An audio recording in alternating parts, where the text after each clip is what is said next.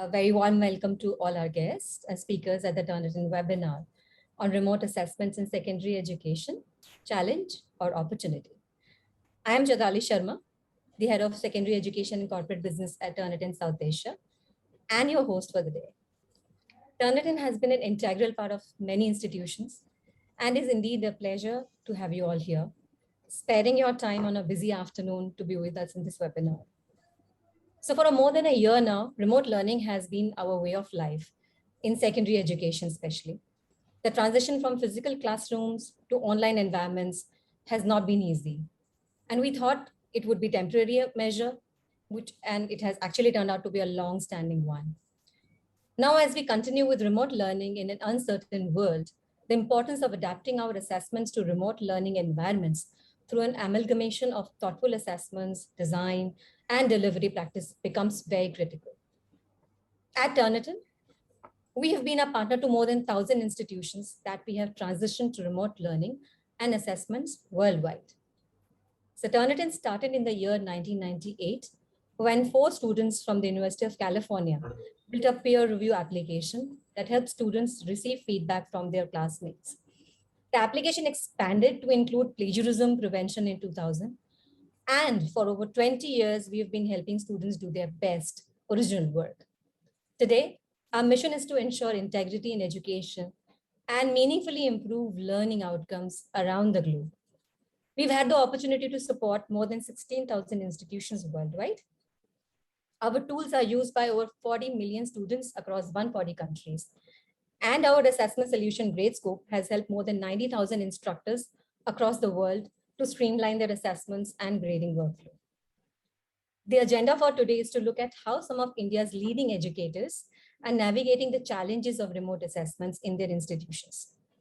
We will start with a panel discussion with our eminent panelists of the day and follow it with a short presentation on how Turnitin's GradeScope addresses the challenge of assessments for educators in secondary education. So it gives me immense pleasure to introduce our eminent panelists of the day. I would first like to introduce Mr. Ashutosh Tripathi, Executive Director, Krishna Public School. He is an alumni of IIT BHU in ceramic engineering and an MBA from Amit University. Mr. Tripathi has worked with Steel Authority of India Limited before transitioning to his career as a director KPS Raipur in 2007.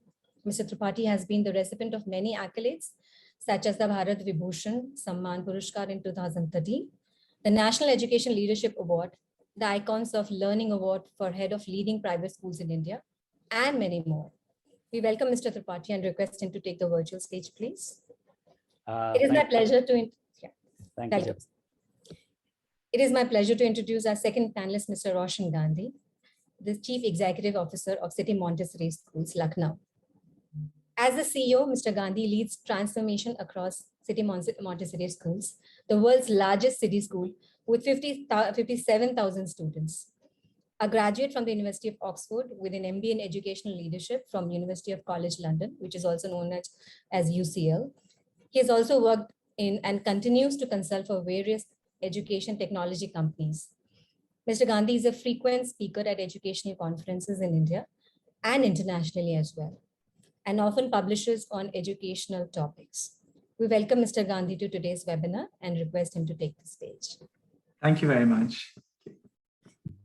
Our third panelist of the day is Ms. Ruchira Ghosh, Principal, Sancta Maria International School. Ms. Ghosh has an illustrious career spanning both corporate and education sectors. Prior to her role as the principal of Sancta Maria International School, she has served with the British Council for 11 years and with Cambridge Assessment International Education as a regional director of South Asia. We welcome Ms. Ghosh to the virtual stage. Good evening, everyone, and thank you, Chaitali. Most welcome, ma'am. We're also pleased to introduce Ms. Ritu Dubey, the Vice Principal of CP Goenka International School.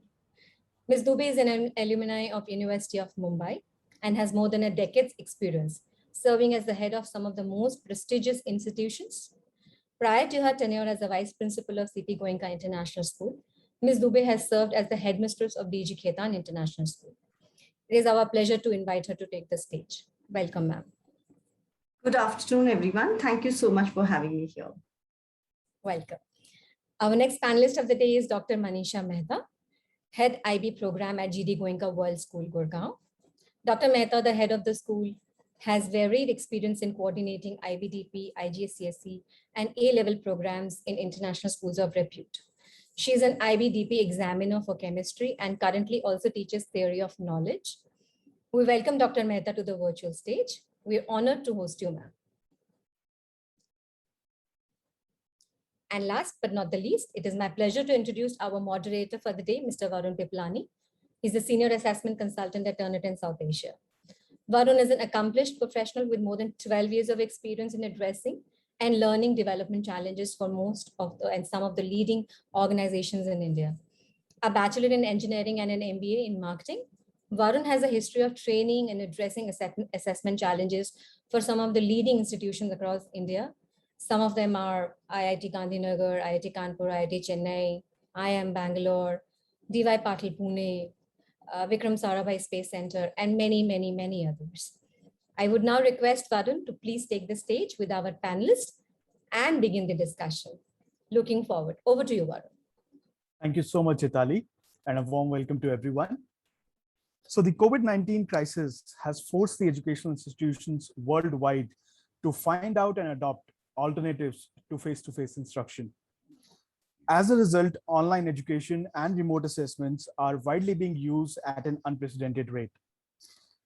Through the panel discussion today, we aim to understand from our eminent panelists about overcoming the challenges and developing the opportunities that these remote assessments and the online learning environment provides. A very good afternoon to one and all, and a warm welcome to this panel discussion. My name is Varun, and I am the moderator of today's discussion. I will straight away start with the first round of questions. And my first question is to Manisha ma'am. And the question I have for you, ma'am, is how have assessments changed in the COVID era? Thank you, Mr. Varun. Good afternoon, everyone.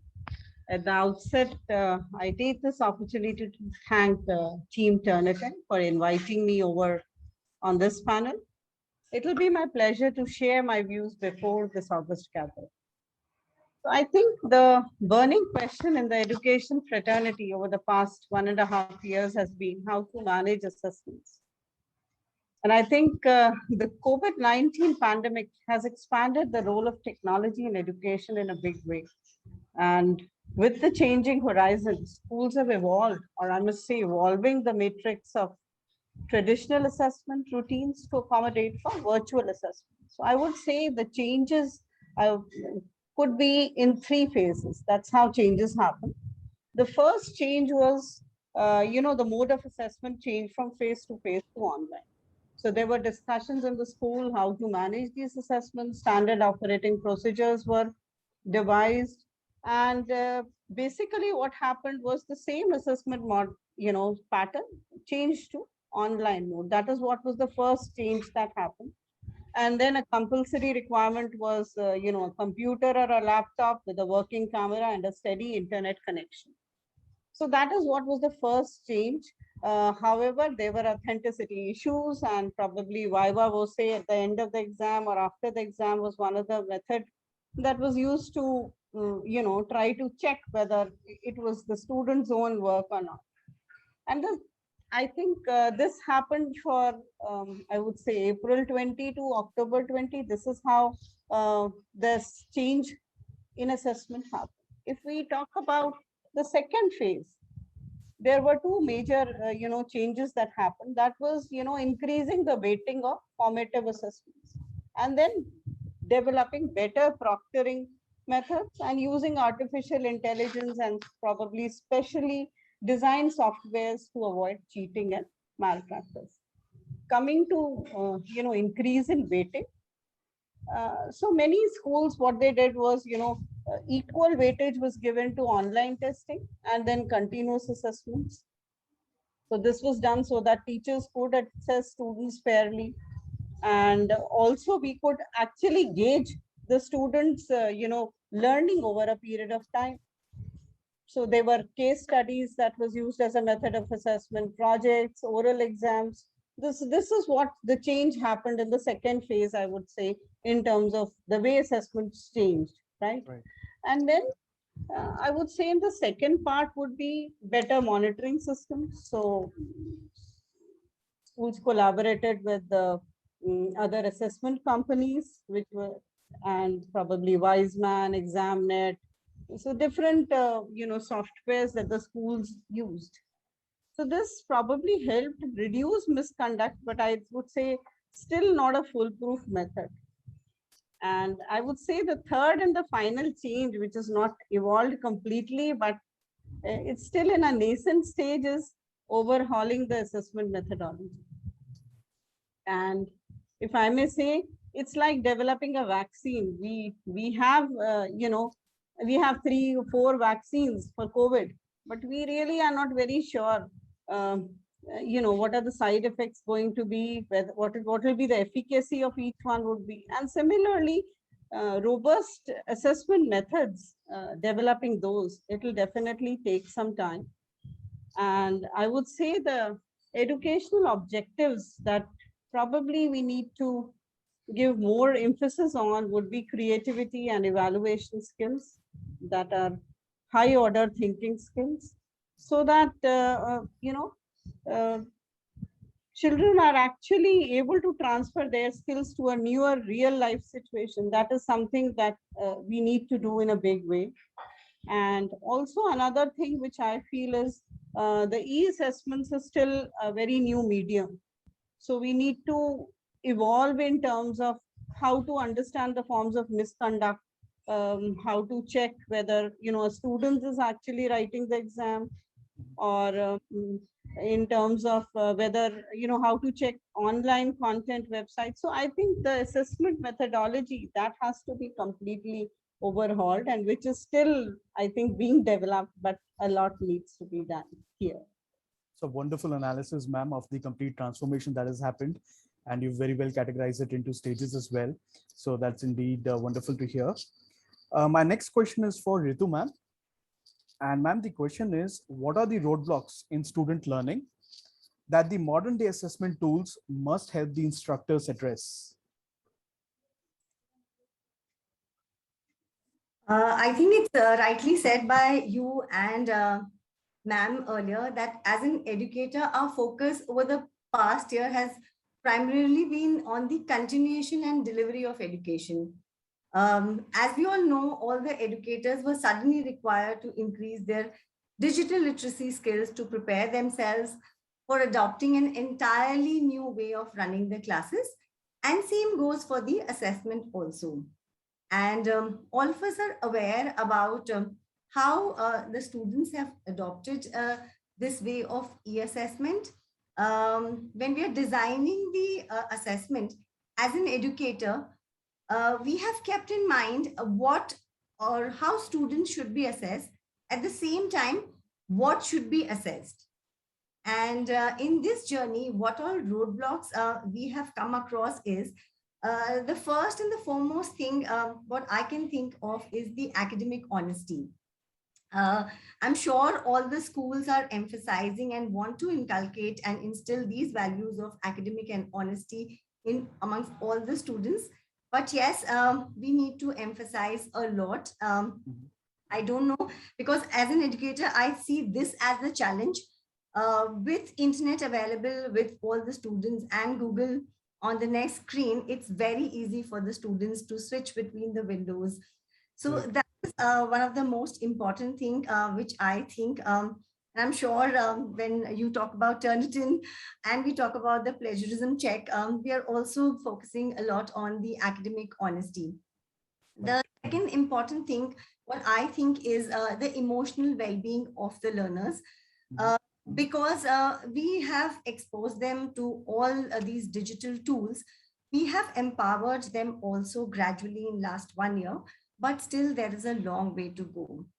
I'm sure there is a little loss of learning, though we are trying our level best to teach, to assess, but still there is a little bit of loss of learning, as well as engaging the learners in the process of learning. So that loss of learning and engaging them in learning is also one of the roadblocks, which I think is. And yes, academic honesty I've already mentioned. The other important thing, what I think, is that we are not able to provide them that conditioned environment, which ideally they would have got when they would have appeared for examination in school physically. So that face-to-face, that conditioned environment is something which is important. Um, all the social and communication skills and the self-management skills that otherwise students would have learned if they would have been in school is also, I think, an area which we need to focus upon. Right. Gradually, we are getting there where we should be, but still there is a lot to do. Also, the board examination pattern for almost all the boards remains the same. It hasn't. However, our internal assessment, all our FAs, we have changed a lot. So that sync or the alignment between the board exams and our internal exam, there is still a gap which we need to fill. All our rubrics, all our criteria are designed as per our internal examination to match up with the online spaces. But finally, the board exams are still face-to-face offline. So how do we bridge the gap between this internal assessment and the board examination? That I see as one major area wherein all educators need to work upon. Yeah. All right, ma'am, very valuable points. In fact, one thing that a lot of research is going on is how do you engage students for online learning? How do you engage them for long? That is something that a lot of, you can say, institutions are researching on. And that is the key point to the success of online learning as well as remote assessments. So thank you so much, ma'am, for sharing the valuable points. My next question is for Ruchira, ma'am. And ma'am, the question is, what are the qualities of a meaningful and formative feedback? Thank you so much, Varun, for that question. I love the way Manisha spoke about comparing, giving the analogy of the vaccines and the fact that with assessment, we look at one size fits all. And I think Ritu covered a lot of points as well around things like the gap between the formative and summative. And you also spoke about emotions. So I feel, there are three main qualities when we talk about meaningful feedback, and especially in the context of formative feedback, because I think without feedback, anything that we do formatively and actually even summatively is really of little use. So the three qualities that I think, one is that it has to be usable, it has to move the learners forward. So we are all familiar, or most of us are familiar with the work John Hattie has done. And we've read the visible learning for teachers in particular as, educators. So I think the four phrases that he has used, which are just in time, just for me, just for where I am in the learning process, and just what I need to help me move forward. So they kind of encapsulate, the first part of what a meaningful feedback is. So it is timely, it is specific, it is personalized, and it gives a way forward. The second quality, according to me, is that it is successfully received, then it is successfully processed and also actioned. So, which means that for students, if they have to benefit from feedback, they must have the opportunity to act on it. So, whether they revise their own work or they practice that skill a little more, or they take a retest or they correct their errors. So, there has to be some action for the students, but also there has to be action for teachers. So either they are able to reteach something that the students have missed out, or they are able to provide more scaffolding, or they are able to clear some misconceptions that students may have.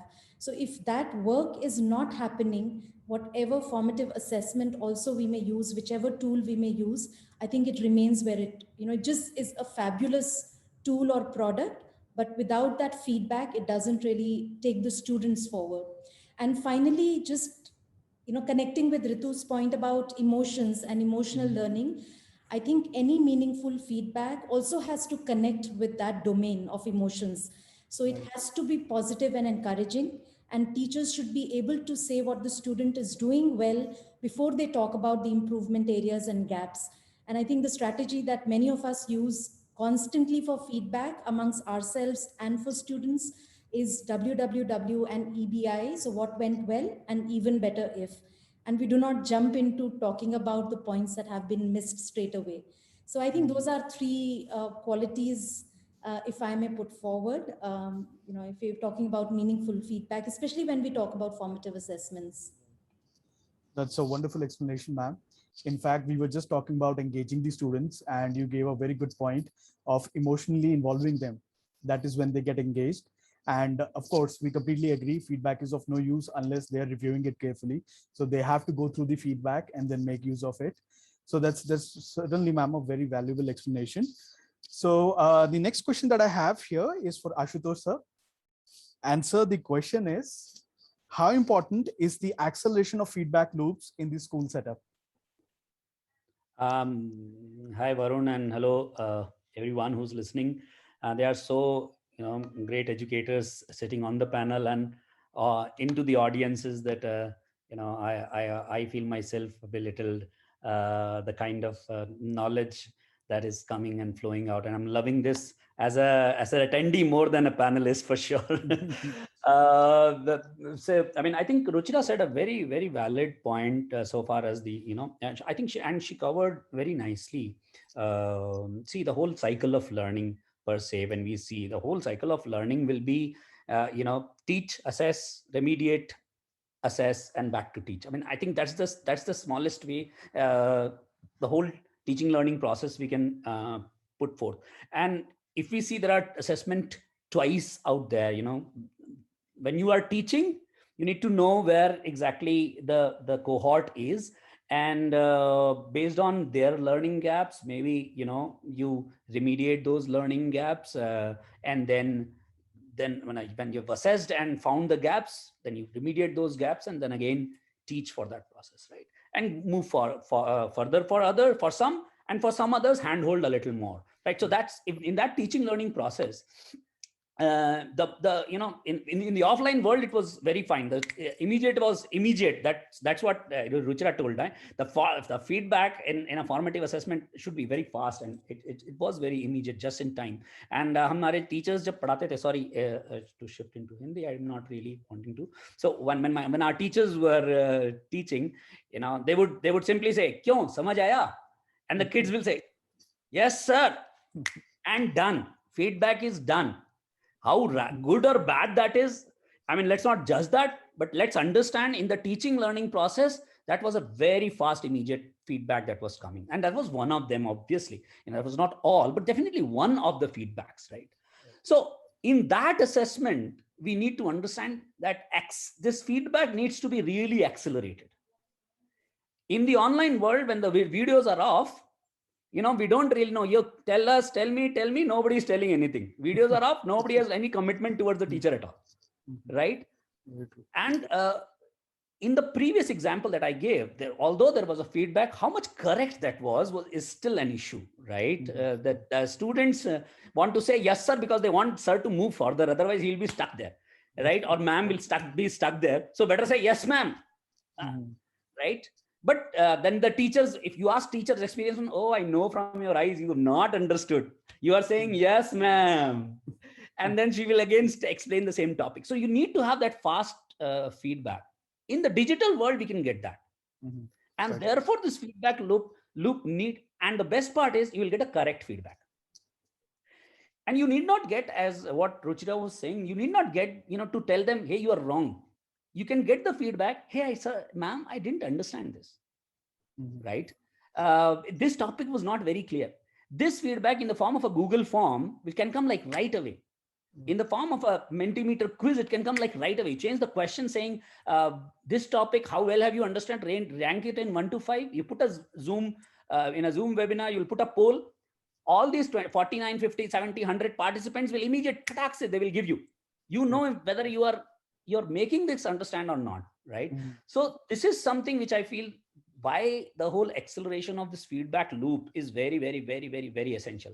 Right? Because once you get this feedback, and this feedback is again, not just for teacher, it's for the student, where I am, it's for the parent, how well or not my kid is understanding where exactly, what are the loopholes, where are the learning gaps. It's for the management, right? Which all not just assesses the kids, it assesses the teachers, it also assesses the learning process, teaching learning process in the institution. Right. It's for the middle leaders to align their strategy, right? So this acceleration of feedback, a quality feedback, really giving you a good idea of the teaching learning process, I think it's super, super, super important. And I would say in a school, everything is bound by the clock. 7:30 ring bell, assembly.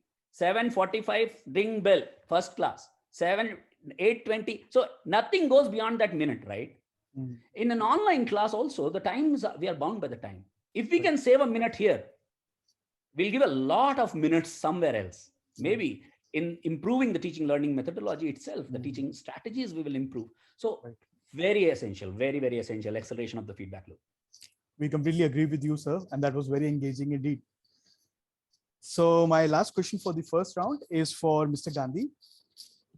Sir, the question for you is, the intangible benefits that define the effectiveness of an assessment solution are, as per you? I think, building on everything that all the esteemed panelists have shared, I think a theme that's emerging from all of this is flexibility. There is no one-size-fits-all solution. There are so many aspects of assessment. We've heard about, summative and formative assessments. We were just hearing from Ashutosh sir about, checks for understanding in class and how that's working, how we've been able to do that differently offline and online. So there's so much, assessment is not just one thing.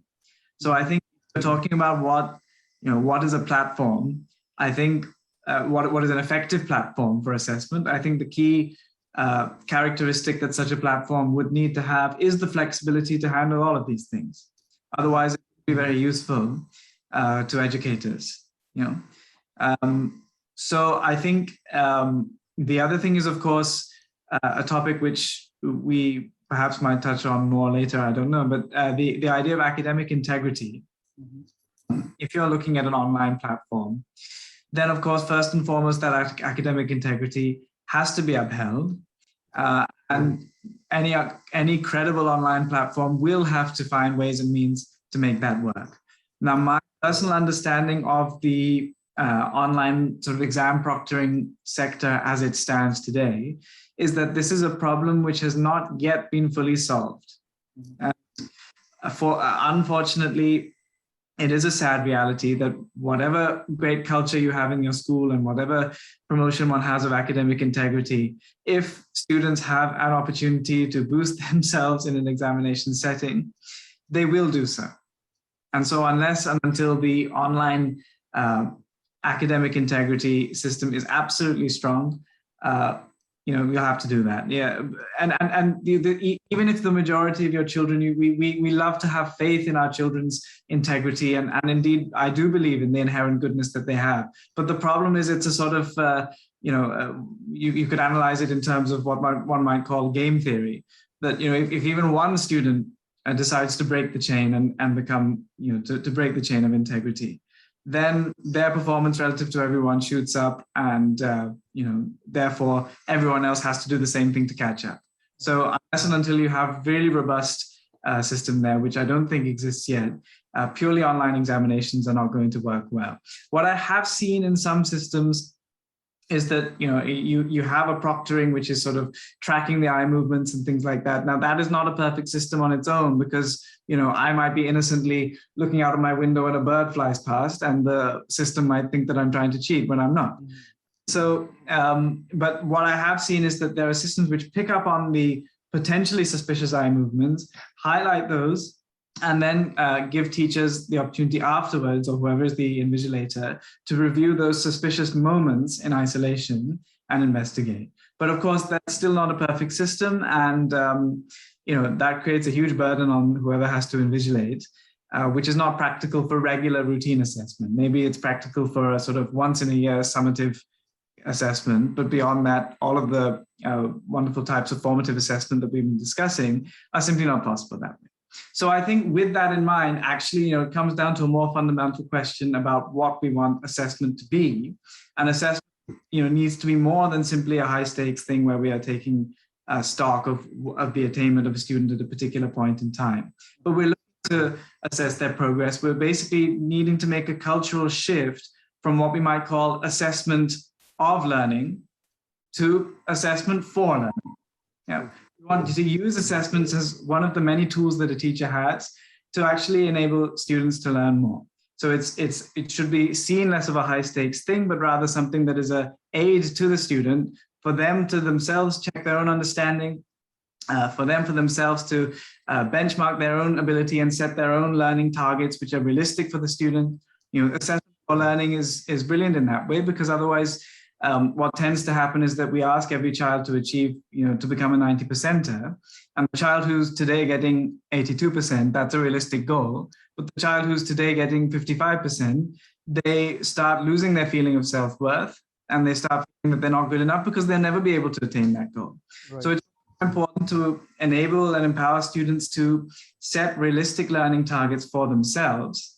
And that is one thing that assessment for learning is all about. So you're gauging your ability, and rather than competing with others, you're competing with yourself. This is an alien culture of assessment, because we are very obsessed with competition and competing with each other. And even when progressive schools want to make a positive change in this direction, they might do something as teachers, as a school policy, but the parents start complaining because parents are ultimately obsessed with the competitive aspect. Right. So I think schools need to make an active effort to engage all their stakeholders, to sort of sensitize parents to a shift in culture. And when we shift what our concept of assessment should be and what it should be for, then of course, we don't have to worry so much about the same types of issues of academic integrity, which the online platforms currently are unable to substitute for. Right.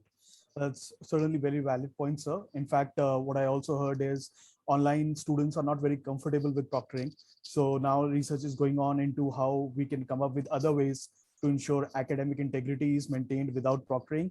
And another thing that you said was very nice, sir, that students prefer to keep things low stake so that there is not a lot of pressure on them while they are giving examinations. So certainly very valid point, sir. Thank you so much for that. Now we will begin with the second round of questions. And once again, we go back to Manisha ma'am.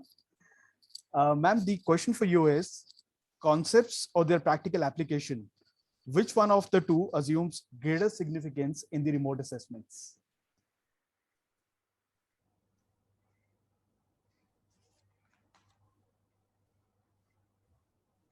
Thank you, Mr. Tarun, once again. So I would say with this pandemic and, the technology is changing, and even the real life challenges, we are trying to meet them through technology in a big way, I think.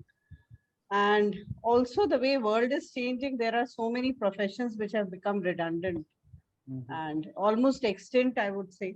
And then there are new professions that they are coming to the limelight. Maybe their web designers are there, IoT professionals. Right. So our education pedagogy, it has to keep pace with these changes. Right. And the knowledge that the students gain through the traditional methods, they have to be relevant in today's technology framework. Though I would say they are not, they are at variance right now. And that is why probably the government has brought about the National Skills Mission. And with this backdrop, I think it's very important to look at practical applications assuming greater relevance in the remote assessments. Right. Now, if we talk about weighing concept versus practical applications, I think that's a tough call. So concepts will definitely form the basis, and they should remain the integral part of remote assessments. However, practical applications would assume greater weighting in remote assessments in the times to come. And if I say the Smith's assessment of the practical applications, again, that could be divided in two buckets. First could be that the learners cannot be exposed, let us say, to a real world scenario. And then the teachers can use case studies to bring such real, world examples to the classroom. Case studies could be there with the thought-provoking questions, and the exercises could be shared in an online mode. Also, we can ask students actually to prepare these case studies. So that could be an assignment, writing case studies, which is a big, design exercise. And students learn a lot through this. So in addition, there could also be a method wherein the practical skills could be honed by guided projects in a face-to-face setting. And the end product of these projects could be assessed based on certain criteria, which will supplement the conceptual learning. And then the students will learn many concepts outside the domain of their curriculum. These projects could be collaborative, and then a very important and probably a challenging task would be how to assess these projects, mentor these projects, evaluate these projects. So that will be a challenge as far as assessment is concerned. And also students could be probably given a guide or a project. They could also do it on a project-based platform. It could be like we have Project Pal, we have Student Corner. So any of these platform could be used. But then it's also important that we need to develop these new platforms. Right. How to manage student learning while they are engaging in a project, because assessing practical skills requires, there could be two methods, either case studies or it could be actual project that they are doing, a collaboration. So I would say that with the new education policy and the way education is becoming more learner centric, and there is a larger emphasis on skill development and context. So content and concepts probably are not enough. So I would like to give an example here. One of the projects that the children did, they organized an MUN, and there were about 300 delegates coming off from across the world. And the children, it was completely student driven. The children did this. So it was a lot of organization skills they learned, decision making, communication. So I would say it was an excellent learning that happened for the children beyond the regular school, what they would have learned in terms of through the textbooks. But then how to assess that is something we need to work upon. So I would end up here that summative evaluation of concepts should be there, but then there should be increased emphasis on practical applications. And I think this will only bridge the gap between the skills the learner have and what they would require in future. So that is something. Very nicely structured, ma'am. And in fact, we agree with you. Once they have mastered the concepts, they should be given practical exposure to develop their skills. So that is indeed the purpose of the education process as well. So thank you so much for that, ma'am. Now my next question is for Ruchira, ma'am. And ma'am, the question is, what should be the components of a credible assessment process? I think for this one, Varun, I'm going to wear the hat of my previous role when I was with Cambridge Assessment, because I know in our schools we've seen a range of assessments that have happened, even for summative. I mean, formative I leave aside for now because we all know the different tools that we've been using. But even with summative assessments, some of us did some assessment in school, which was coming from the board. Then we did mocks online. Then we had a school assessed grade process from the board that we followed. Then we are again back in the situation where we might be back in school and the students might be writing the exams coming straight from the board. But I think in all this, there are certain technical components which are really important when we talk about credible assessments. And there are these two principles, which I think, again, in the education world, many of us are familiar with. So we talk about validity and we talk about reliability. So the first principle is really about, if we ask this question, does the assessment measure what it is meant to measure? So when we start a class, we start by talking about the learning outcomes first, and then we deliver the content for the class and we have the activities. And ultimately we tie it up by asking this question, has the learning outcome been met? And what was the success criteria? Can we see it in reality? The same thing applies to assessment as well, that is it able to measure what it set out to measure? And if it cannot, it's not valid then. True. The second principle is reliability. So that's basically about comparable outcomes across cohorts of students, across years. So it does not matter if the environmental context changes, but there is a system that kind of puts everything, it's not exactly normalizing, but it is about ensuring that nobody is has an unfair treatment because of assessments, because of the changes that happen. And we do have student cohorts that change each year. There are circumstances that change, but a credible assessment will keep all that in mind to ensure that the outcomes can be used anywhere in the same manner. So I think those two principles are really important. And third is the assessment construct relevant? So what that really means is that if writing is not part of the assessment itself or is not being measured, does the student always need to write an answer paper? Can the assessment be done in the form of other, whether it is a case study or it is a project or it is developing a podcast or doing a presentation? Why the emphasis has to be on written answers if what is being measured is not writing skills? True. Then finally, is it free from bias? And does it take into account the variability amongst learners? So for example, in Cambridge schools, we always struggle with art and design a lot. And the results of art and design at ASA levels particularly are never good. If someone gets a B or an A, we jump in excitement. Uh, One of the reasons for that is that something like creativity can be so subjective. And do we have valid criteria which are understood by everyone? So there is no bias that gets in.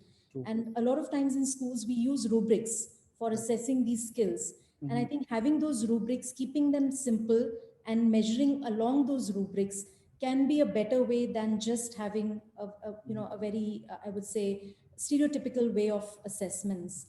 I said this was final, but I did have one last point, which is about, is the criteria understood by everyone? Firstly, is it communicated clearly? And is it understood by everyone?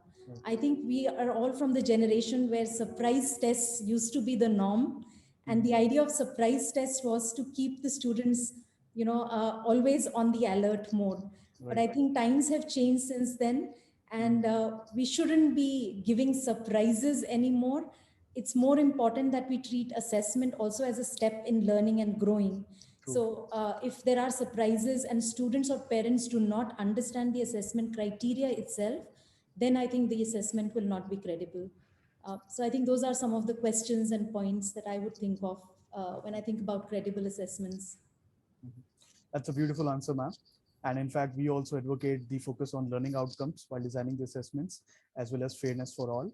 So that is indeed something we would like to go with as well. Now, my next question is for Ashutosh sir. And sir, the question is, do the technological advancements in machine learning and artificial intelligence, they hold great value and great promise in terms of the value they add to the modern day assessments? So what are your thoughts around it? I mean, the first is that absolutely yes. I mean, I don't know how you put questions which I have to completely agree to. It's better to debate and question and say, no, no, no, nah, that's not right completely.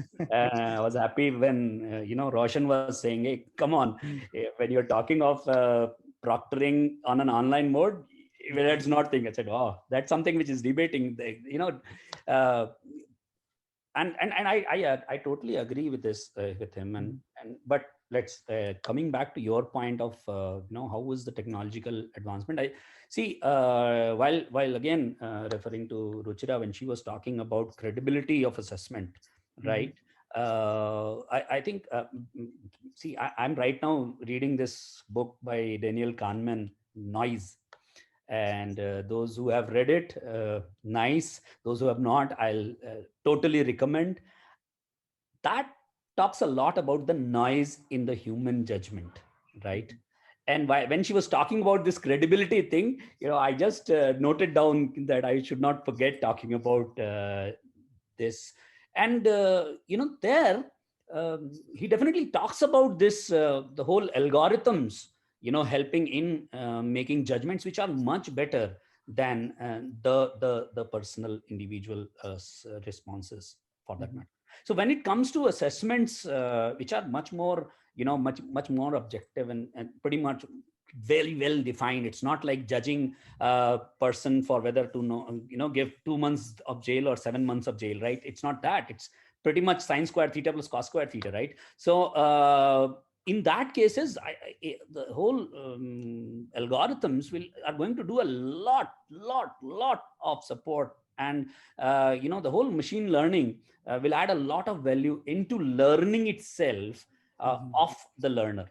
Right. And I totally agree with Roshan when he was talking about, the whole, the kind of, we give importance to one exam, yahi sab kuch hai karke. When we go there, I think we kill the whole learning process. And then this proctoring thing, etc., become important. Imagine 4 JE assessments are now happening. 4 bar. You can give IIT JE exams 4 times. Now suddenly you've removed the pressure from the kid, right? And it was in India, IIT JE is like God exam, right?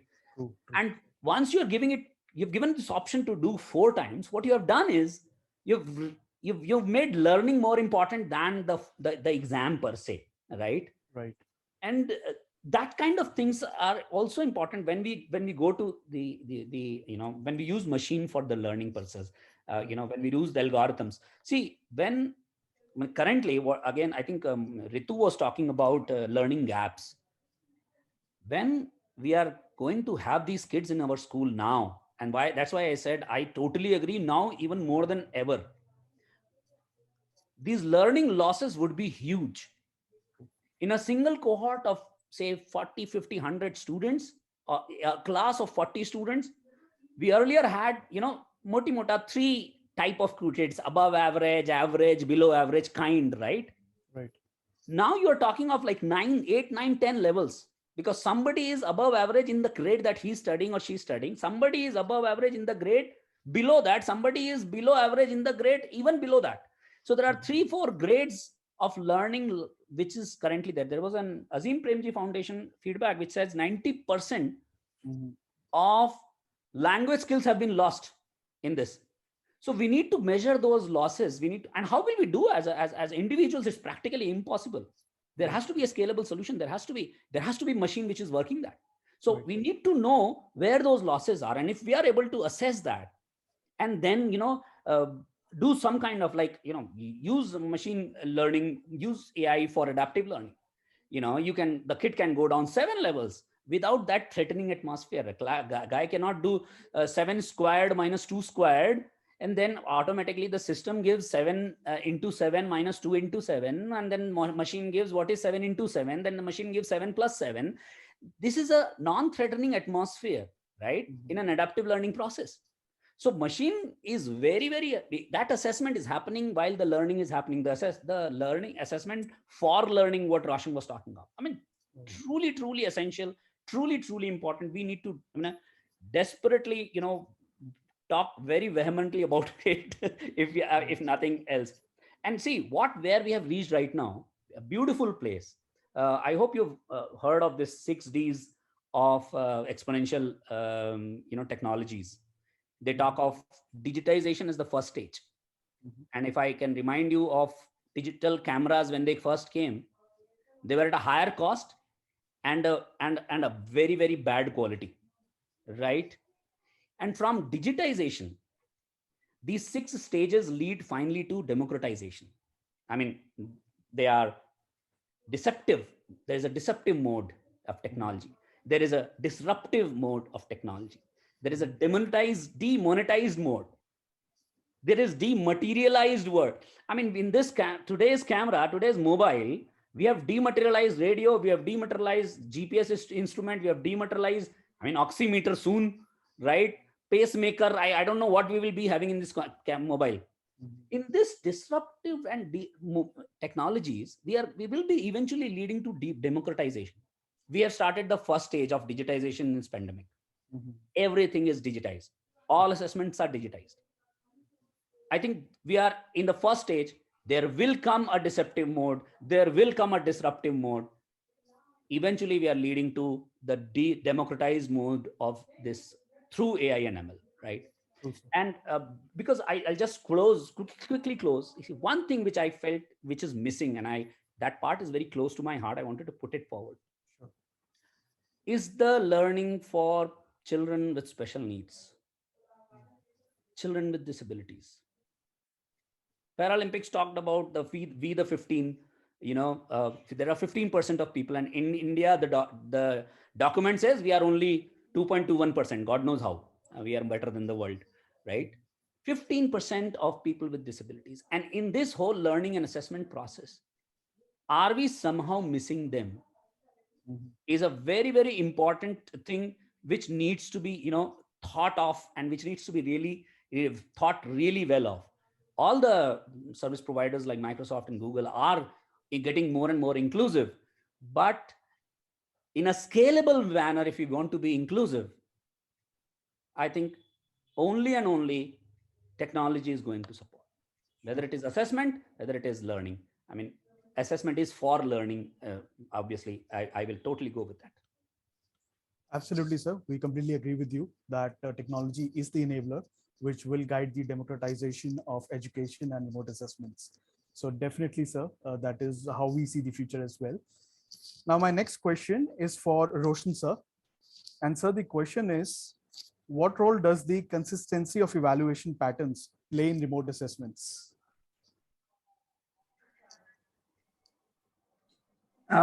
Yeah, so consistency in evaluation pattern, it's a mixed blessing, because on the one hand, we've discussed, as I mentioned before, we need all this flexibility in the manner of assessment. But on the other hand, we need fairness. We do need a way of benchmarking children.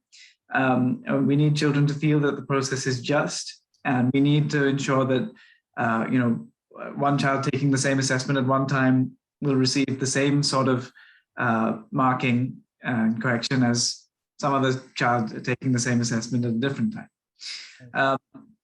So it will depend very much on the type of assessment. Of course, certain types of assessment, naturally, the question doesn't arise. If you've got a multiple choice paper, then of course, either you're answering correctly or incorrectly, and consistency of evaluation will always be there. Yeah. Other types of questions are, of course, of a different nature. So in traditional examinations, we also have descriptive type answers. And those, it depends on the manner of marking. What I have seen in, for example, CBSE and ICSE marking schemes is that even when there is an essay type question for, say, 8 or 10 marks, I mean, the rest of the questions are all, 1 or 2 marks factual recall, but they have, in English or in history or in certain subjects, you'll have 8, 10, 15 mark questions where you have to write an essay. And what you see in the marking scheme is that even in these questions, basically there's a list of points that the child is expected to mention in the course of their essay. So if it's an 8-mark essay, there's maybe 12 possible points that they can mention, and they have to mention 8 of those points. And if they mention 8 of those points, they get 8 marks. If they mention 7 marks, like that.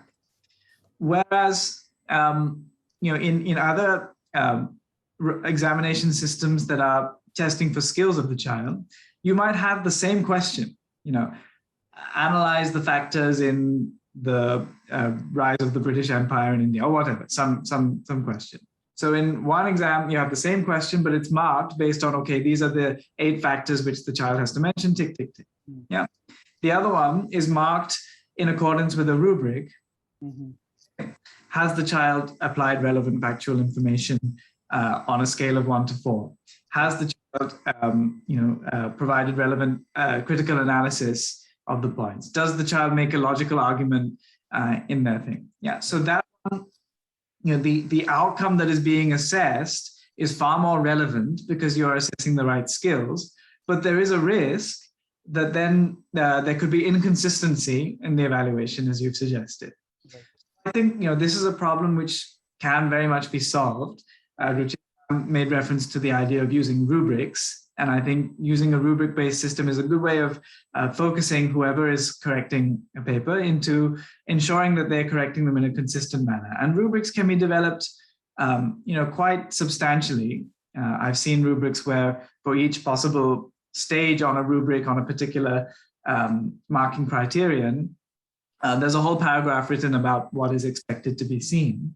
Right. And I think teachers who use those rubrics, when they are given support through training and when they gain experience, actually, it does become quite consistent. It becomes a pretty fair way of consistently evaluating children across this.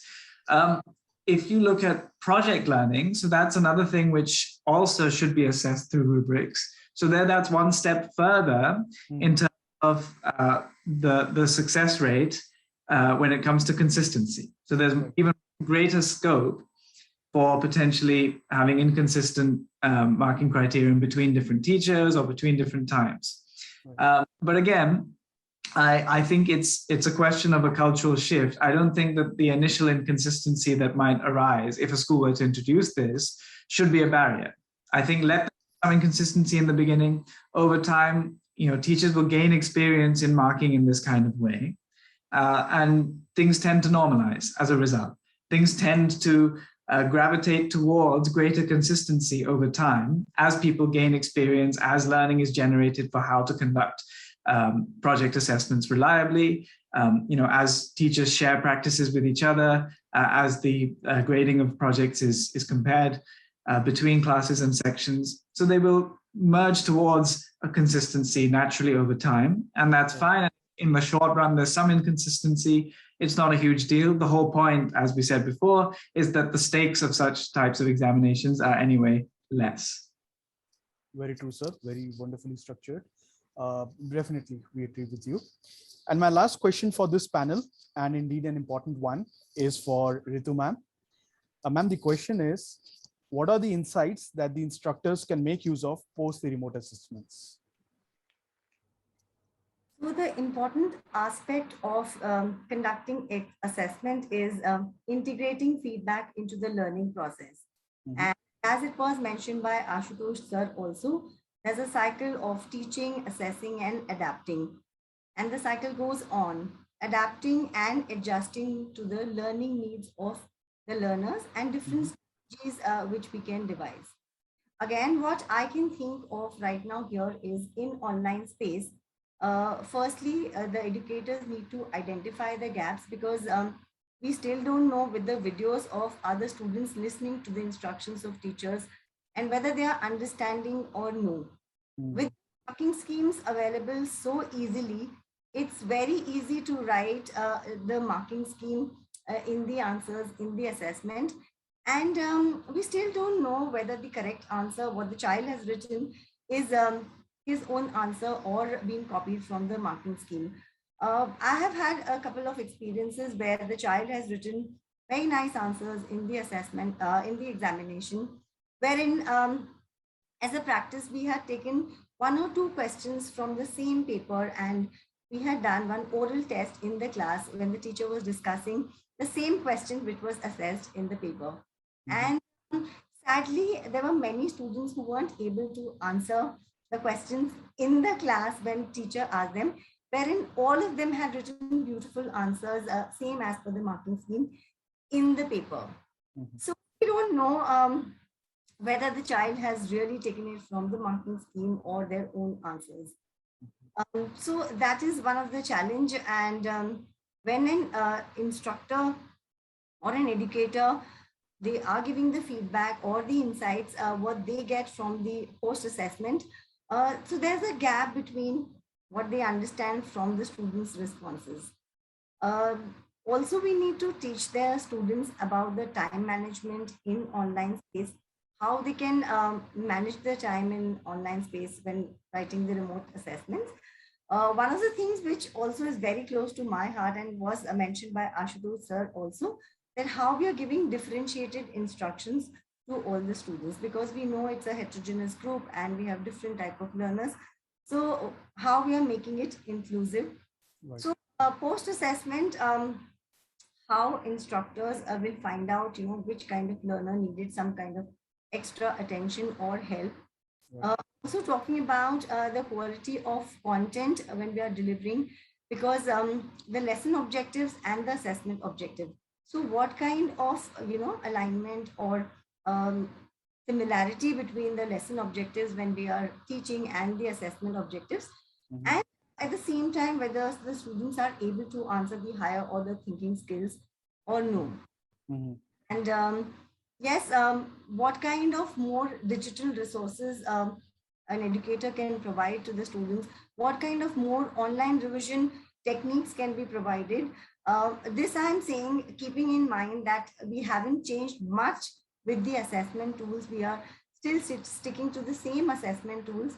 So what kind of resources, what kind of help, and how do we ensure that there are fair assessment? And like Ruchira ma'am said, whether they are able to test what they are supposed to test. So that is also another challenge. And yes, bridging the gap, what they have learned and what we have assessed post-assessment is something very, very crucial. Indeed, ma'am, it is. And thank you so much to all the panelists for enlightening us today. Now, I would like to open the floor to the audiences for the questions. So the first question I have for all the panelists, anyone who wants to go for it, is how do you ensure authenticity of remote learning assessments? What strategies do you apply to ensure that students are the ones doing the assessment and not somebody else? Anyone amongst the panelists, please go for it. I don't think anyone can say, because what Ritu was saying, we can't say that. Whatever you do. So the only way out is let it be. I mean, let's not give high stakes to one exam. I think that's the only way we can do that. No exam is whole exam. There is no exam per se. There are all assessments, right? And at least we have within our control from grade 1 to grade 12th, except for the board grades, the 10th and 12th, which will be assessed eventually by the board. I think for all other grades, we must not really put all what I think Manisha was telling. Manisha, we should distribute the weightages. I mean, that's the only way, because when this fear is not there, that this is the high stake examination, therefore I need to be the best, because others are, as was what Roshan was telling, somebody one is cheating, so I think I should also go out there.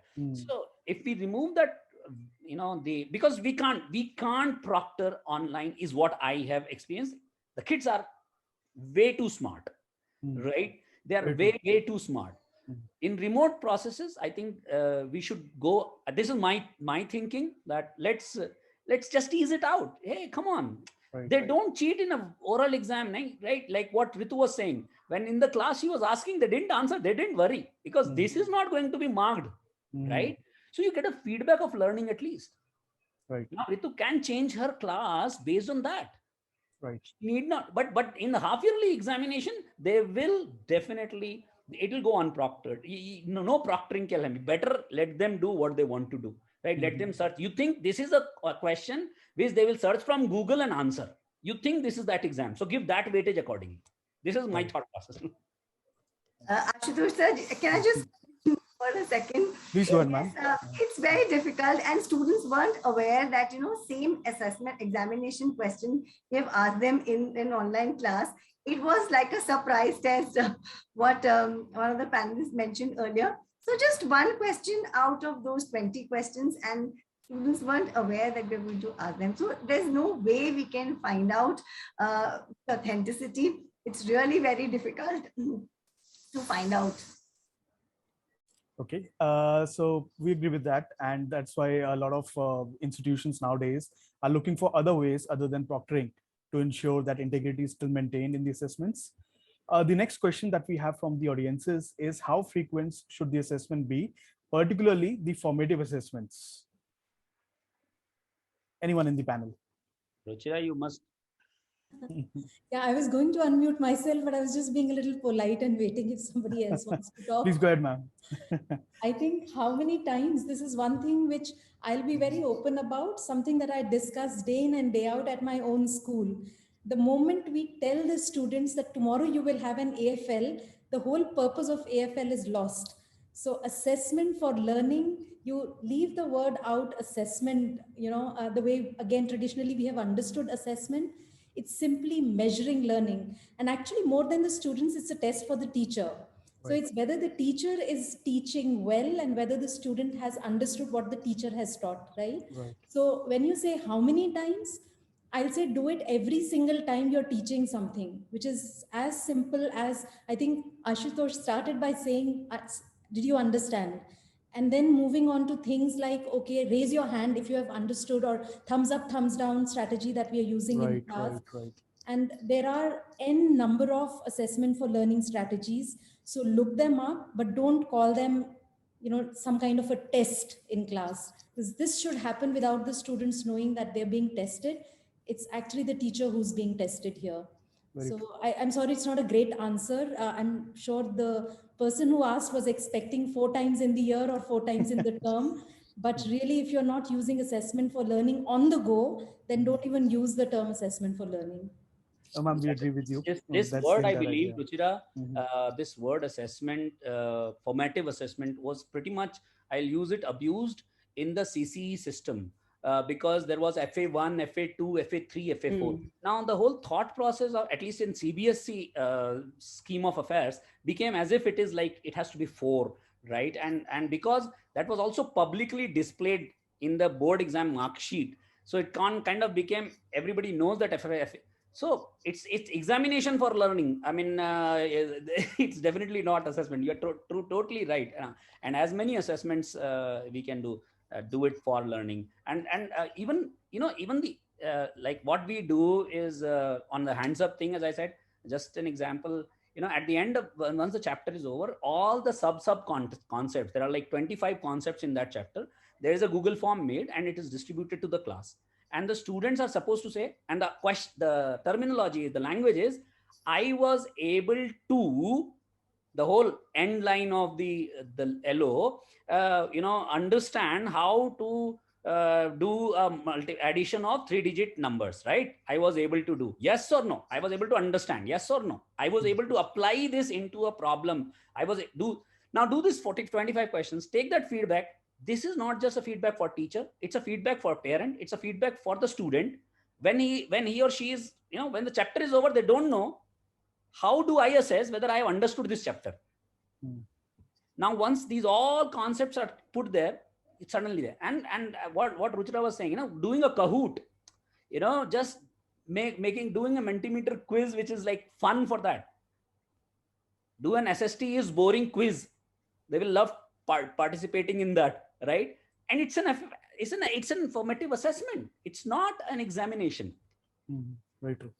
Very true. I may add here one more Sure, thing.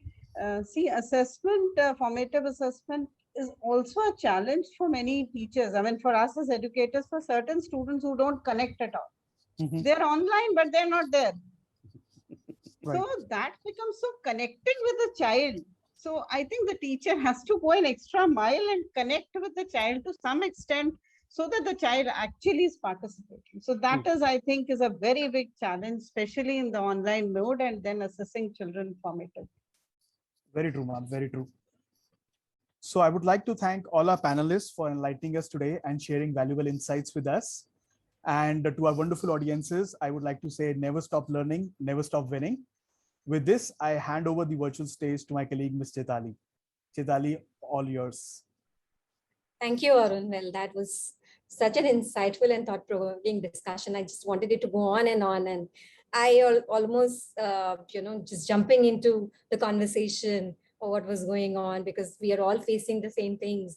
We are all parents, have siblings who are going through the same turmoil, where marks have become more important than learning and just learning. In fact, I've seen students studying only till a particular line because half of the chapter was coming.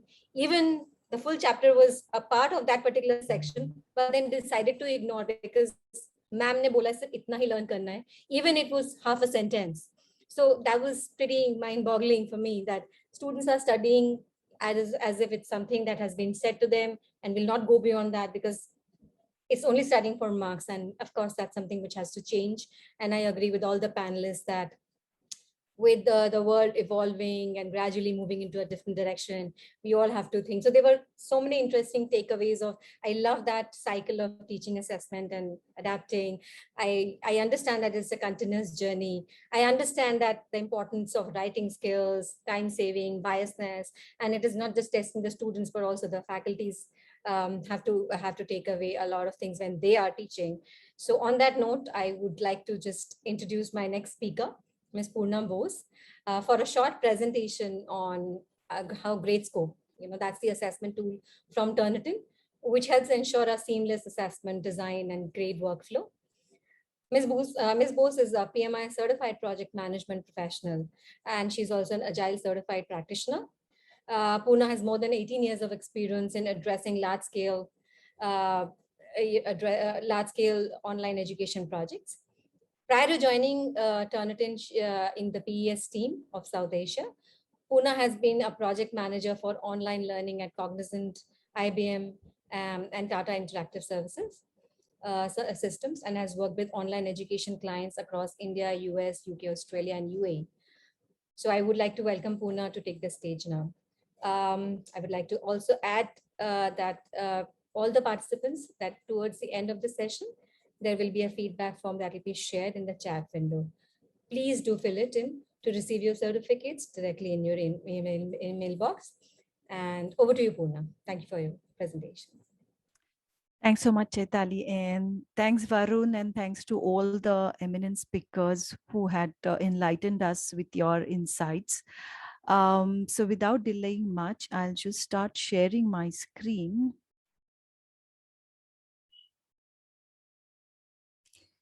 All right. All right.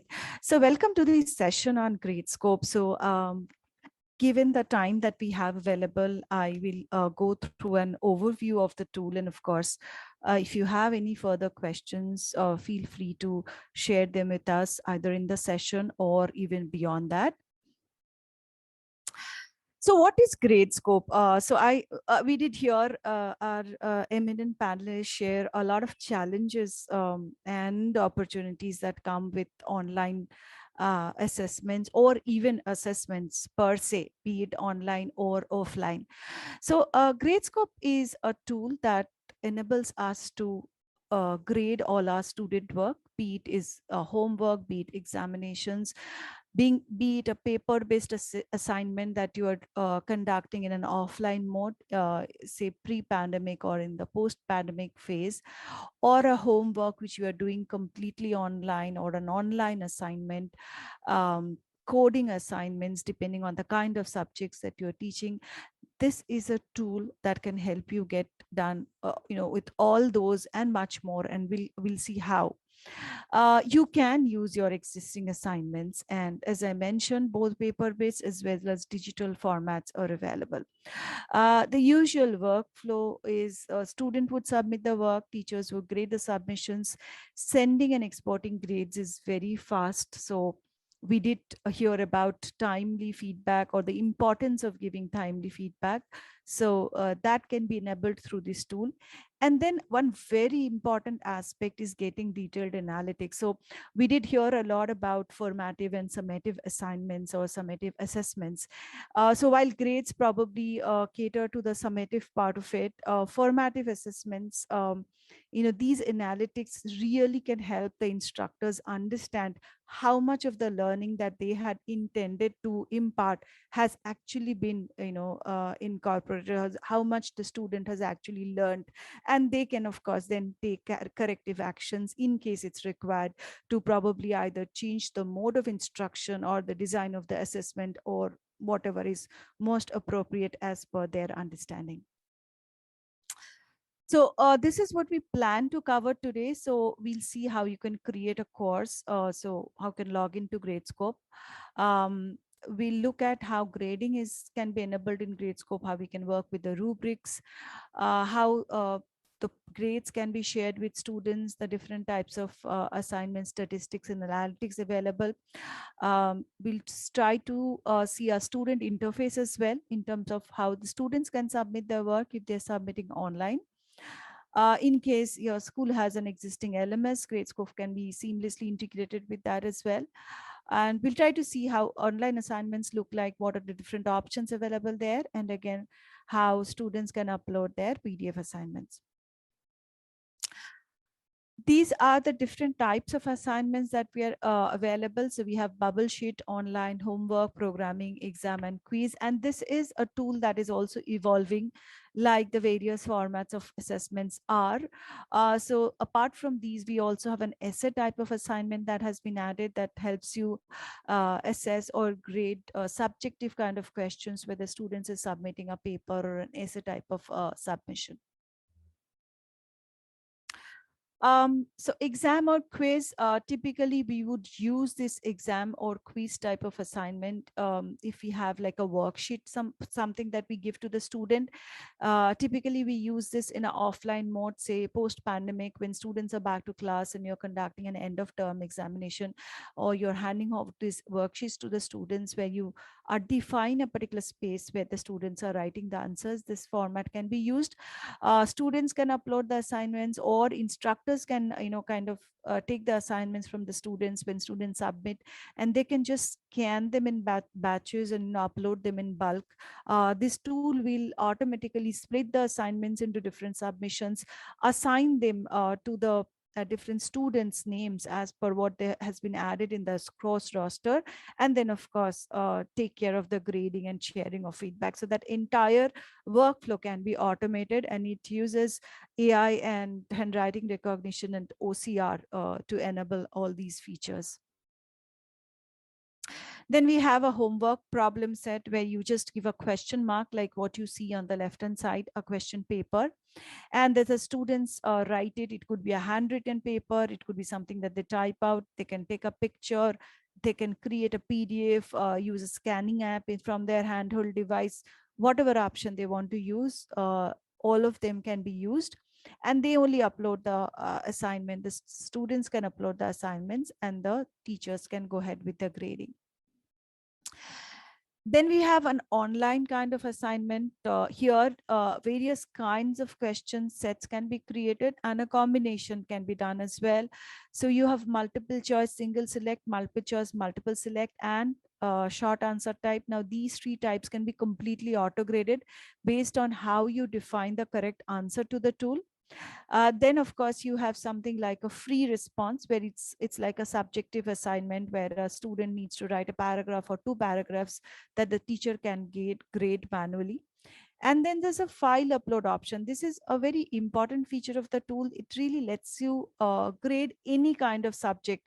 Now, whether it's an accounting class where the student has to submit a table, a mathematics class where a graph has to be uploaded, art class where a particular painting or an image has to be uploaded, a video file or audio file, depending on whatever is the format of your assignment, any kind of file can be uploaded here and grading can be done by the instructor. This is relevant if programming kind of assignments are being graded at your school. And this also checks for similarity within the class submission. So in case there is student collusion, this will also check for that.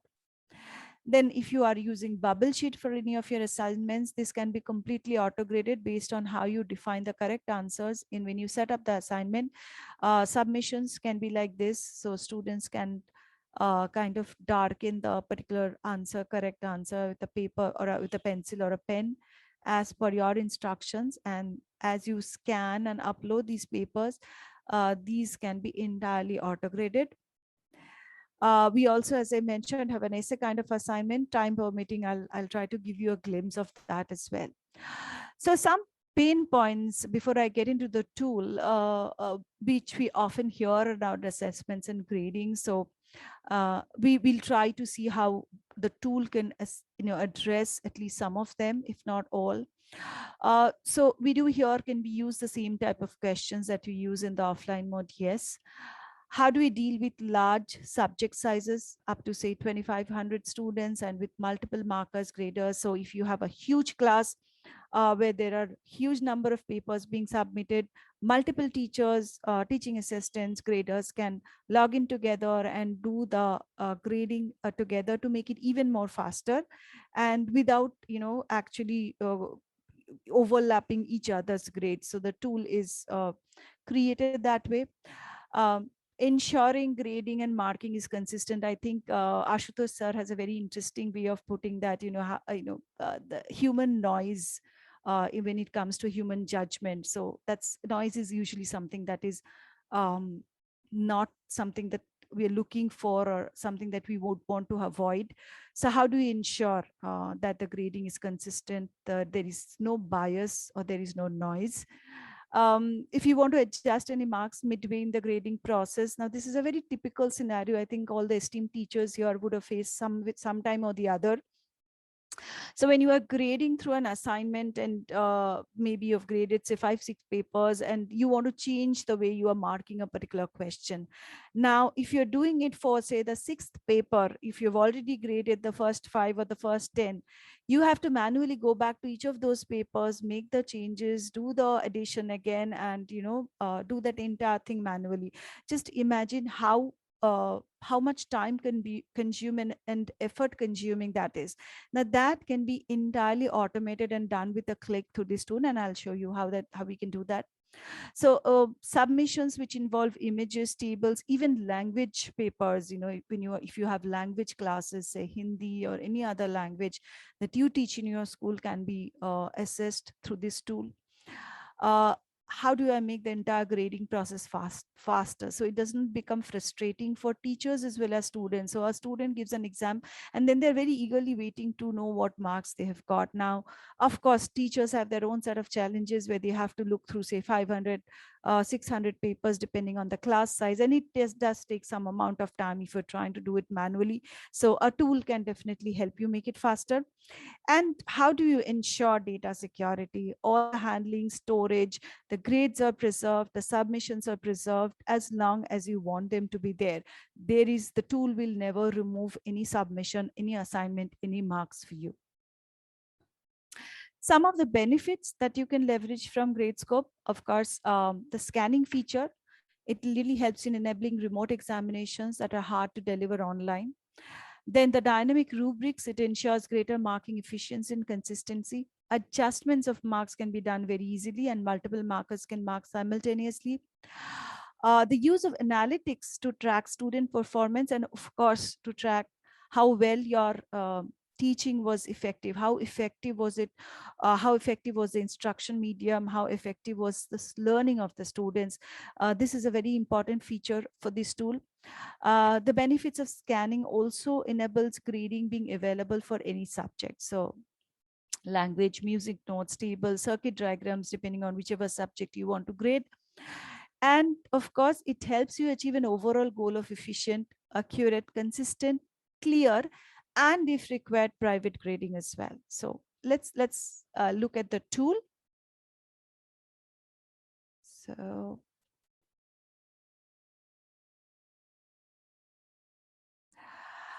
So when you go to www.gradescope.com, you can sign up, or if you have a login ID, you can log in. And the first interface that you see would be something like this. I have some courses created. It will be clear for you. So you can just go ahead and create a course here. Or if you're a student, then you can go ahead and enroll in a course here. Once you have created the course, the next thing that you would usually do is add your students for the roster, the class roster.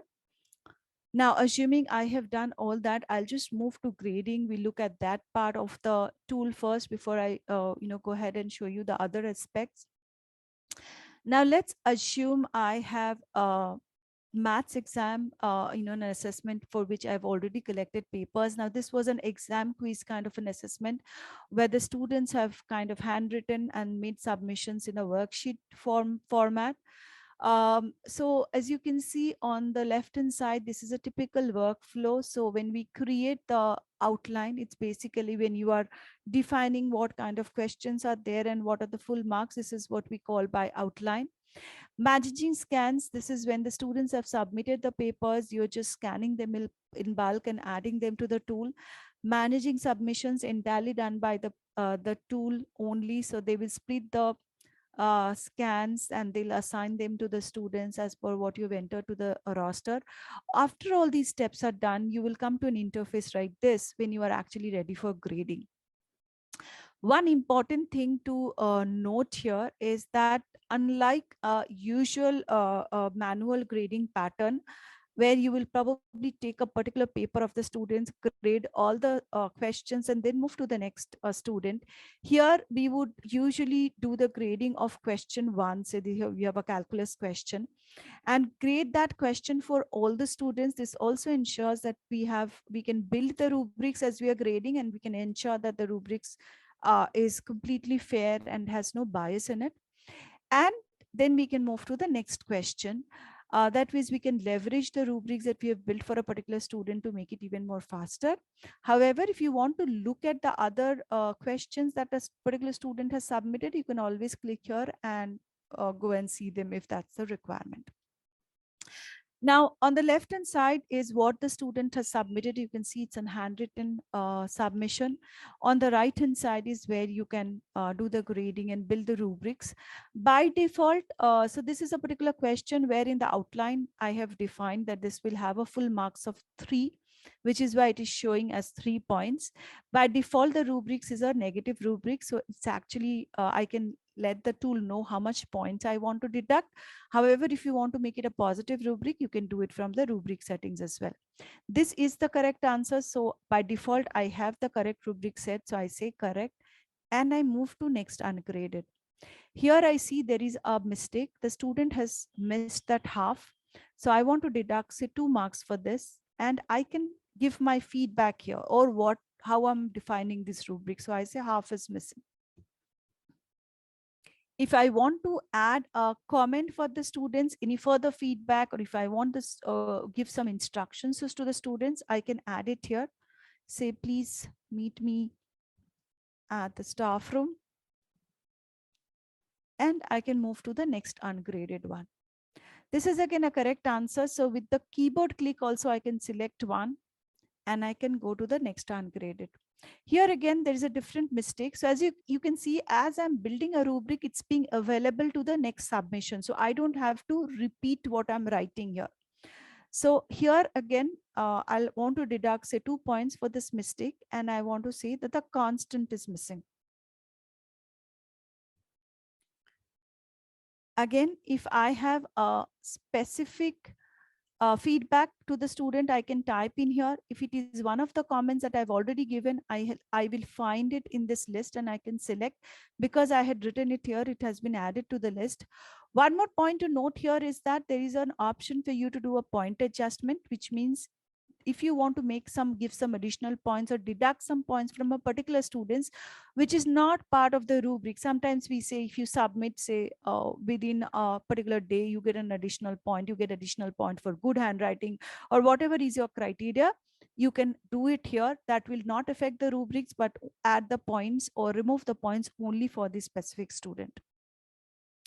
We go to next ungraded. Here we see that there are 2 mistakes. So I select 2 and I select 3.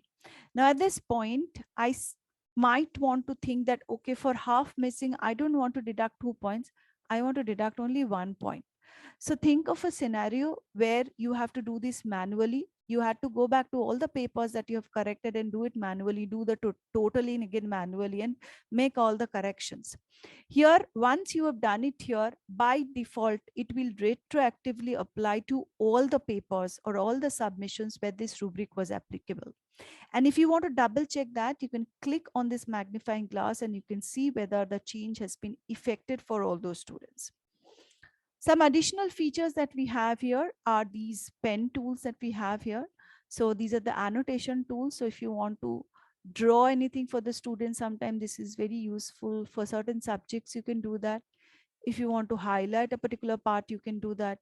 If you want to just put a feedback, something else on the answer sheet, you can do that as well. So I can just move this wherever I want to move it. So it's visible to the students.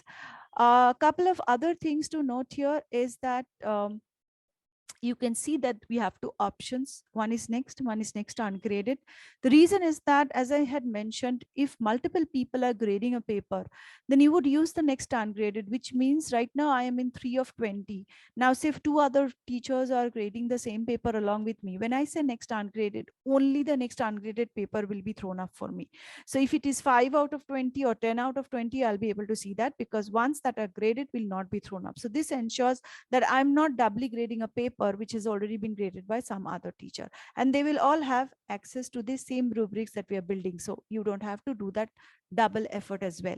These rubrics can be built while you are checking. These rubrics can be imported from an existing assignment. These rubrics can be imported from other teachers if they have already created something. So all those options are available to you.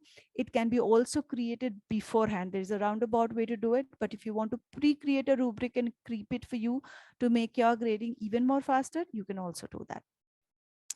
Let's go to next ungraded, and you can see there is one more rubric to add, and with that I think we have completed all the options. So I say no answer.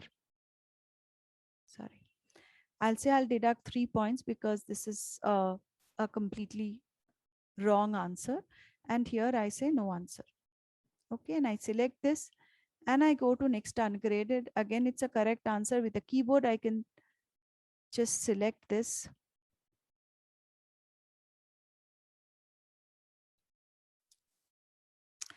Again, this is a constant in missing. I select 3 and I go to next graded, and I can go on with that. So that's how efficient and fast how the grading can be. One more feature in the same grading process that comes with our complete product is grading by groups. So we'll see what we mean by that. So let me take a similar submission, but I'll take a different question just for our understanding. So here, instead of it's an interface that looks pretty much the same, but instead of grading question wise or individually, it gives me the option to grade in groups. Now I do have the choice of using that or doing individually, but if I do want to do it in groups, then I can select among any of these. Now if you can say that, this, since this is a maths, I'll select this. I can do a manual grading also, where I decide how I want to group it.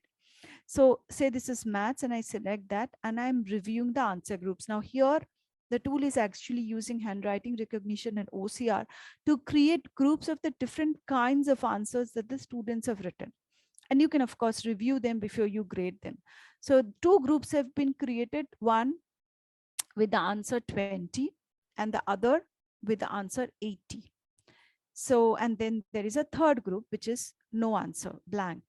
So you can review the first group to see if the grouping has been done correctly. So whether all the answers which have 20 as the answer is done. And then group 2, with whether all answers with 80 are included. And then the blank answers.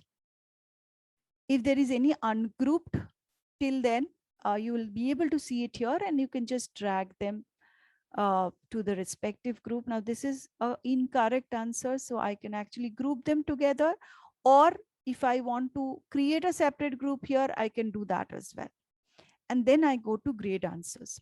I see the same interface. The only difference will be is that I'll be able to grade much faster because the grading will now happen in groups. So here you can see that this is a correct answer. So I select 1 and I go to next ungraded.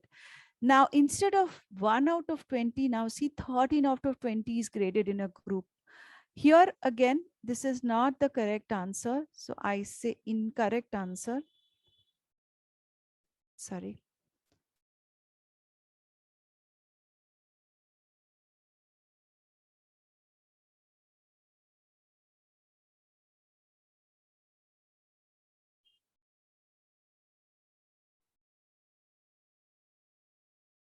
And I select this. And then I create just one more rubrics, which is no answer. Again, if I wanted to group these two, I could do that. It's up to you how you want to do that. So here also the student gets 0 points, and you've seen that with 3 clicks, 17 out of 20 are graded. And when I go to next ungrade my mentor 20 out of 20, the complete grading is done. It's as fast as that. Now, once say assume that your grading is done, let's look at what comes after that. Let me go back to my earlier course. And I have a particular assignment where the grading has been completed. You can see these are the students I had added. The entire grading is completed, and I say publish grades. When you publish grades, the grades will be available to the students. You can compose an email to the students. This subject is up to you to change. By default, this comes, but it's up to you. It will be sent to all the students. If you want to change, you can do it. If a student has never logged in, they will be provided a link to set the password. And if they've already logged in, they'll be able to access their grades. Some more points to note here is that by default, the rubrics that you create, all the rubrics are available to the students to see once the grades are published. However, if you do not want to do that, you do have the option of hiding all the rubrics, so they'll be able to see only the rubrics that were applied to their paper. Then you have an option of a regrade request, again a way of a discussion with the students where more formative feedback can be provided. So if a student is not happy or needs more information about why they were graded in a particular way, they can send a regrade request to the instructor. The instructor can open the request and put in their responses. If they feel a particular grading needs to be changed, they can do that, and then they can submit it back to the student and close the request. Now, regrade request again can be disabled completely. It's the discretion of the instructor for a particular assignment, or they can be enabled for a particular period if that's required. The next thing that comes here is that the analytics. We spoke so much about having figures or analytics, which tells us how effective was the teaching, how well the students have learned. So here you can see that the various statistics are available to you based on the questions, based on the types of questions, even the rubrics. Say, for example, for this one, you can click on this particular question and you can see how the students have fared for each of the rubrics that you have created. And you can say that, so most of the students have got this constant as missing, which means that this is probably a concept that you might want to revisit with the students, or there seems to be some gap in understanding here. If you want, you can further do a tag wise analysis. So if you want to say tag each of those questions as per your learning objectives, subject areas, topics. So like I've given here calculus as the tags, geography, chemistry, and you can do it whichever you want, way you want to do it. And you go here and say show tags, you will be able to do a tag wise analysis to give you more insights on this. All right. Let's look at how an assignment now can be created now that we have gone through the grading process, both with our basic product as well as grading in groups, and how we can share or publish the grades to the students very fast, and how analytics can be analyzed or assessed to see if there's any change required for the teaching or the instruction medium. Let's look at how the assignments can be created. So if I come here, so and I come to assignments, I say create assignments. Let's look at how a program assignment or a homework type of assignments is created. So here, say this is something I'll say homework. When you say a template, this is basically nothing but the question paper. In Gradescope term, we usually call that template. So say this is a homework question that we have. And I can decide again for a homework also for all kinds of assignments. You can choose to have the instructor upload or the student upload. So let's assume that the student will only upload. You can set a release date, the date when a student will see the assignment, a due date when it's the last date when the student can submit the assignment. If you want to allow late submissions, you can provide that date and time here. However, even if you're allowing late submissions, it will be still tagged as late if the submission is coming in after the due date. If you want to enforce a time limit, which means from the time the student is able to access the assignment and they submit the assignment, you want to give them a maximum of say 15 minutes, 30 minutes, depending on what kind of assignments. And this is possible with all kinds of assignments. You can do that. You can also enable browser lockdown with online assignments. Submission type variable length is where you can allow students to write in any way in any number of pages. Templated is basically when you're providing a worksheet to the student where you have defined a space where the student would write the answer.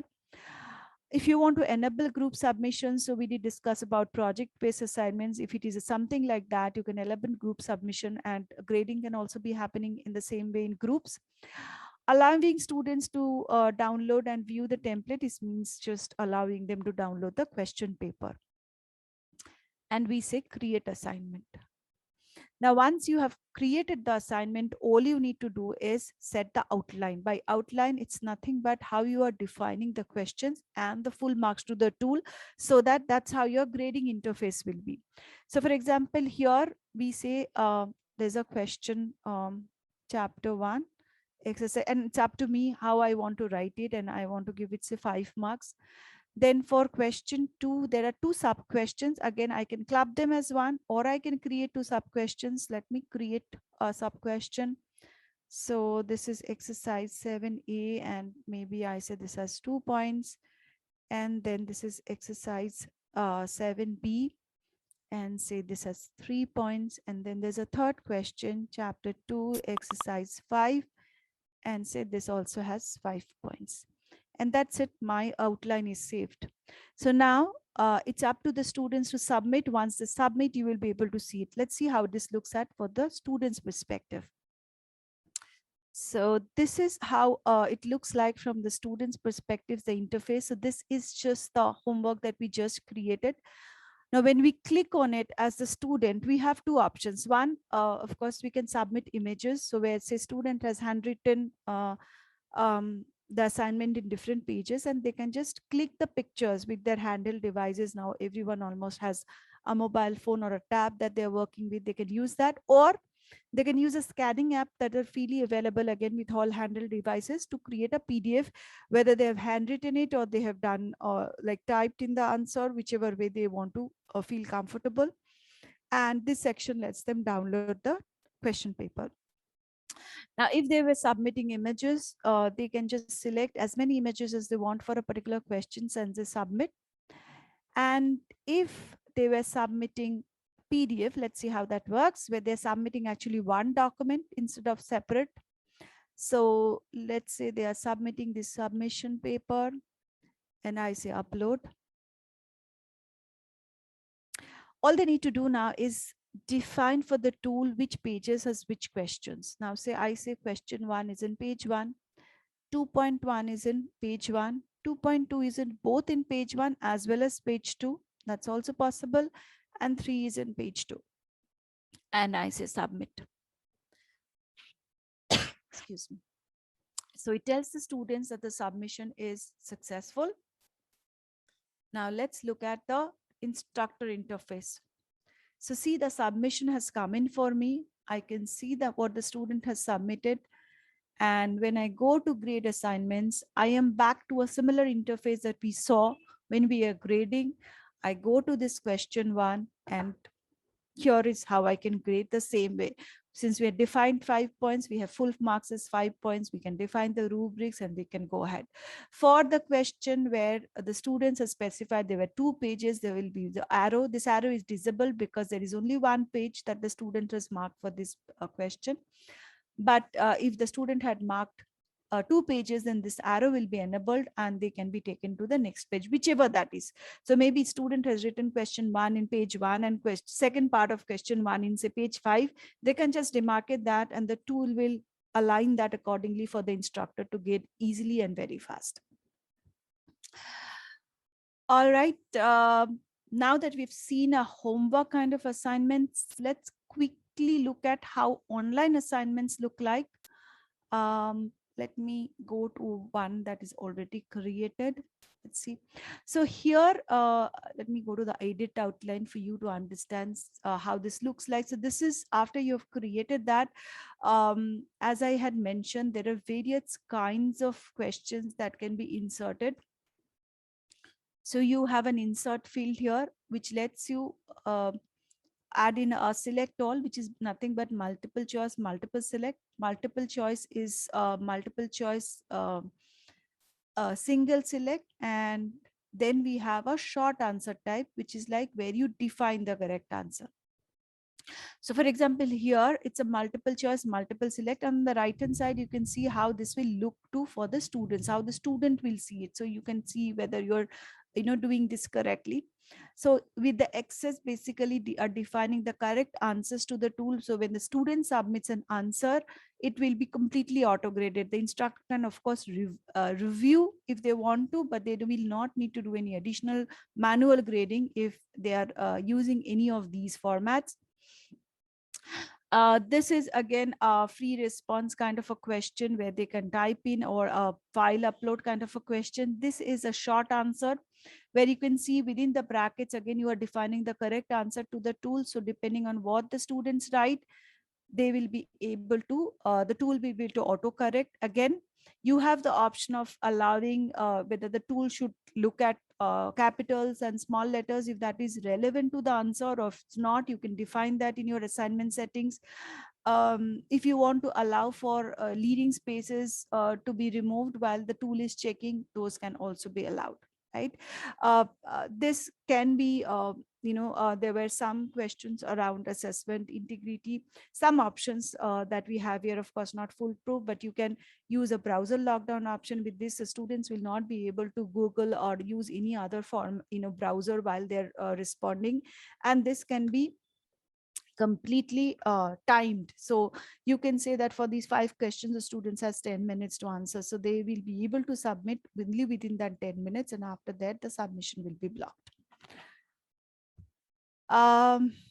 That's the online assignments.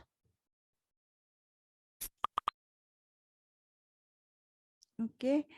The only other type of assignment that I wanted to show you while you are still here is the essay type of assignment that we have available.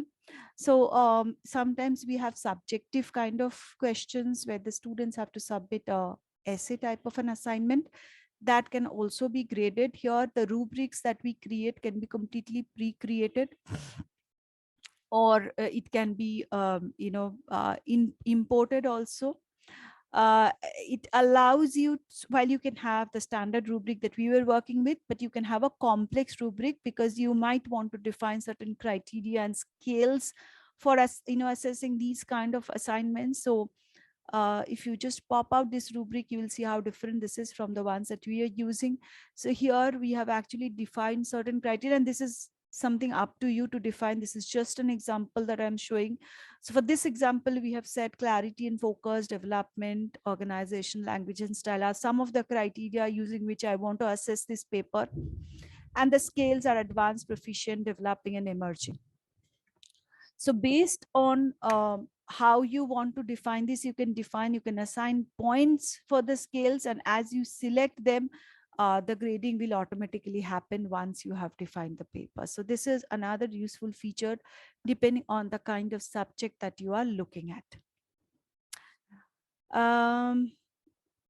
That's all I wanted to share today, given the kind of time that we have available. Do we have any questions, Varun? Anything that you want me to revisit? No questions in the chat, Poonam. All right. Any other part that anyone wants me to revisit? I think all good. Yeah, I think everything was covered, Purna. Thank you. Now there is a question called, is there an audio tool for feedback? Not currently, but you can type in as many feedback as possible or request the student to meet you where you can have a discussion. That answers it. Thanks, Purna. Thank you so much, everyone. Over to you, Chaitali. Thank you, Purna. That was a wonderful presentation. And thanks for aligning it with the kind of discussion that we had during our panel discussion. So it was wonderful to weave the demo around the panel discussion. So as we come towards the end of our webinar, I would like to take the opportunity to thank everyone for being with us today.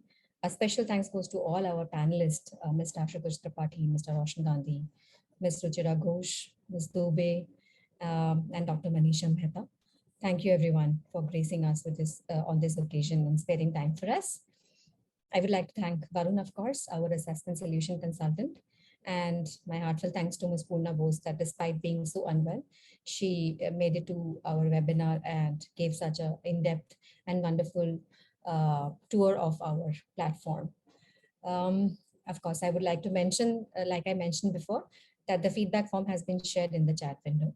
I would really request all participants to fill that up so that we can send out the certificates directly to your inbox in the next few days.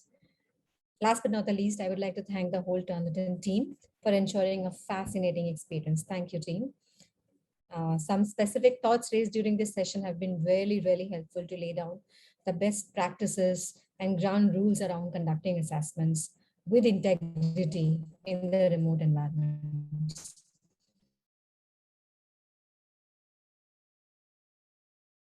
Or assessment or both, and how the Turnitin platforms work addressing the various challenges in these spheres. So we would be very pleased to share the details of these events with everyone as we receive the interest towards the same. Thank you all, and we look forward to meeting you all soon.